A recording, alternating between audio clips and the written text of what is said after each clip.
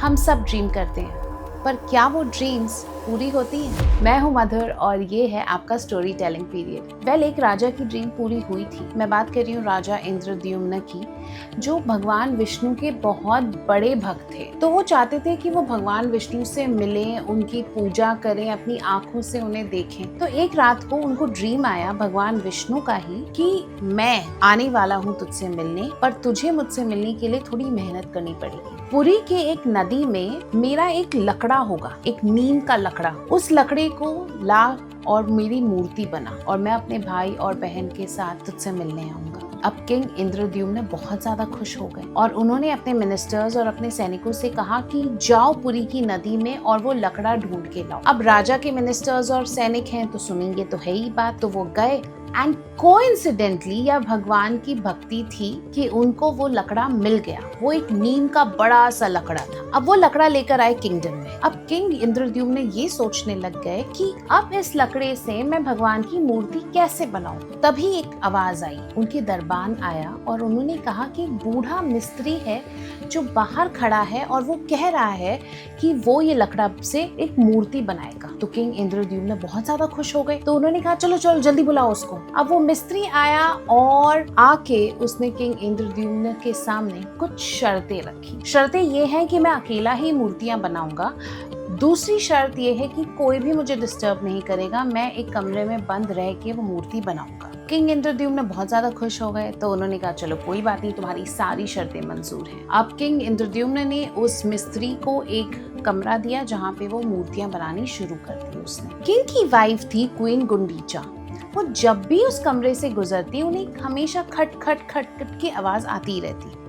But because मिस्त्री ने कहा था कि कोई भी मुझे डिस्टर्ब नहीं करेगा, तो उन्होंने बिल्कुल डिस्टर्ब नहीं किया उसको। एक दिन अचानक से वहाँ से कोई आवाज नहीं आई। क्वीन गुंडीचा ने सोचा शायद मिस्त्री सो गया होगा। दूसरा दिन हो गया, तीसरा दिन हो गया, कोई आवाज नहीं आई। तब उसको कुछ शक हुआ और उसने जाके वो दरवाजा खोल दिया और जैसे ही उन्होंने वो दरवाजा खोला वो मिस्त्री गायब हो गया। यस, वो मिस्त्री गायब हो गया और सामने 3 मूर्तियां थी जो बहुत अधूरी थी। उनके हाथ बिल्कुल अच्छे से बने नहीं थे और पैर और उंगलियां तो थी ही नहीं, सिर्फ 2 आंखें थी जो दुनिया को देख रही थी। अब क्वीन गुंडीचा और किंग इंद्रद्युम्न को बहुत टेंशन हो गई कि हमने क्या गलती कर दी, अब हमारे साथ क्या होगा और भगवान हमें क्या सजा देगा। वैसे मैं आपको एक बात बताती हूँ, वो मिस्त्री पता है कौन था? कहते हैं कि वो मिस्त्री था विश्वकर्मा। विश्वकर्मा भगवान के आर्किटेक्ट है। रावण की लंका है ना, one of the creations of Vishwakarma. Well,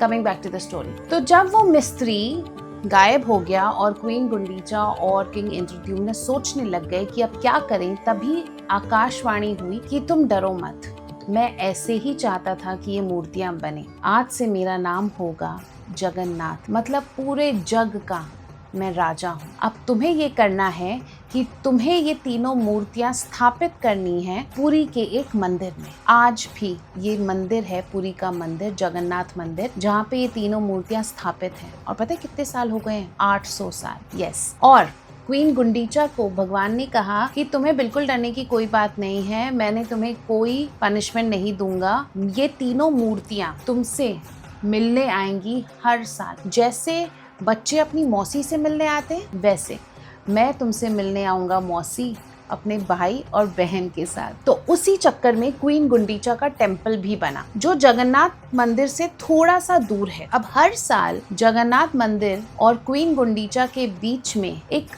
यात्रा निकलती है जिसे हम कहते हैं जगन्नाथ रथ यात्रा। अब इस यात्रा में सबसे पहले 3 चैरियट्स आते हैं। वो चैरियट्स बहुत ज़्यादा लंबे होते हैं, जैसे ऑलमोस्ट 3 स्टोरी बिल्डिंग्स तक, और वहाँ पे तीनों मूर्तियाँ स्थापित की जाती हैं और कोई उस चैरियट को खींचता है और गुंडीचा मंदिर के पास ले जाता है। गुंडीचा मंदिर में वो तीनों मूर्तियाँ रहती हैं, 9 दिन तक रहती हैं और फिर वापस चली जाती हैं अपने पुरी मंदिर में। वेल, अगर आप कभी जगन्नाथ रथ यात्रा नहीं देखे हो तो please tell your mummy papa कि मुझे दिखाओ जगन्नाथ रथ यात्रा, बहुत ज्यादा सुंदर है। कैसी लगी आपको ये कहानी मुझे डेफिनेटली बताना और मैं आपसे मिलती हूँ अगले हफ्ते एक और नई स्टोरी के साथ।